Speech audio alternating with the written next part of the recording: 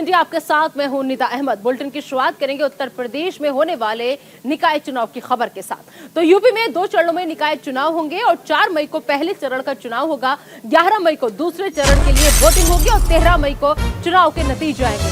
सहारनपुर, मुरादाबाद, आगरा, झांसी, प्रयागराज, लखनऊ, देवीपाटन, गोरखपुर, वाराणसी मंडल में 4 मई को वोटिंग होगी। और वहीं दूसरे चरण की अगर हम बात करें तो दूसरे चरण में मेरठ, बरेली, अलीगढ़, कानपुर, चित्रकूट, अयोध्या, बस्ती और मिर्जापुर में 11 मई को वोटिंग होगी। और प्रदेश में आचार संहिता जो है वो लागू हो चुकी है। निकायों का कार्यकाल 12 दिसंबर से 19 जनवरी के बीच खत्म होगा। तो देवीपाटन, गोरखपुर, वाराणसी मंडल में 4 मई को वोटिंग होगी।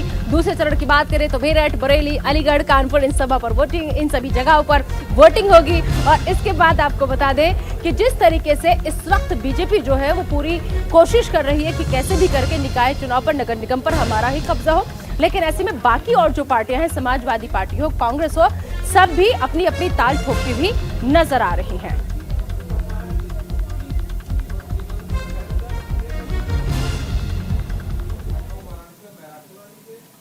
और चलिए अब सीधा लखनऊ का और वाराणसी का रुख करेंगे। वाराणसी से मदन मोहन इस वक्त हमारे साथ जुड़ चुके हैं और साथ ही साथ लखनऊ का भी हम रुख करेंगे। लखनऊ से हमारे सहयोगी अभिनव पांडे इस वक्त हमारे साथ जुड़ चुके हैं। तो सबसे पहले अभिनव, आप ही के पास आना चाहूंगी। यूपी में 2 चरणों में निकाय चुनाव होना है, ऐसे में 4 मई को जब पहले चरण का चुनाव होगा, उसको लेकर लखनऊ कितना तैयार?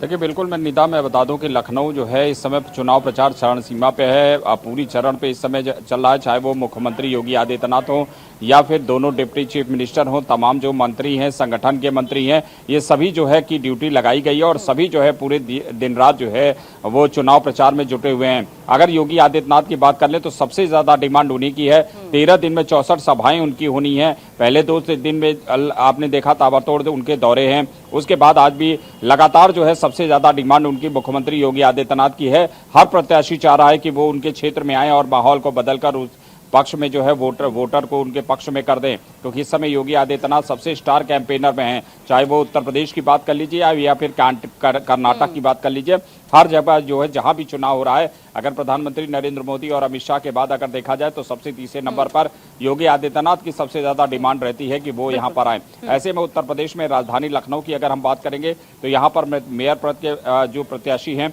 वो उनके समर्थन में, कई ऐसे जो हैं जो छोटे दल हैं वो भी उनके समर्थन में आ गए हैं और उनके साथ साथ जो है पूरे राजधानी में चुनाव प्रचार चरण सीमा पे है।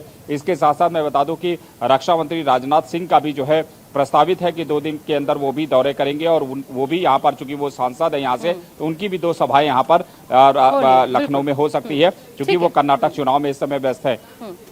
ठीक है, महराजगंज से हमारे सहयोगी मोहम्मद आरिफ भी इस वक्त जुड़ चुके हैं। मोहम्मद आरिफ, आपके पास आएंगे, लेकिन उससे पहले वाराणसी का रुख कर लेते हैं। मदन मोहन हमारे साथ जुड़े हुए हैं। मदन मोहन, क्या वाराणसी में भी स्टार प्रचारक और उत्तर प्रदेश के मुख्यमंत्री योगी आदित्यनाथ की डिमांड है कि उनको भेजा जाए और पार्टी के लिए माहौल बदला जाए? जी निदा, बिल्कुल ये बताना चाहूंगा, जिस तरह से कहा जाए कि चुनाव की तिथियां नजदीक आती जा रही हैं, वैसे वैसे कहा जाए तो सियासी सरगर्मियां भी जो है तेज होती जा रही है।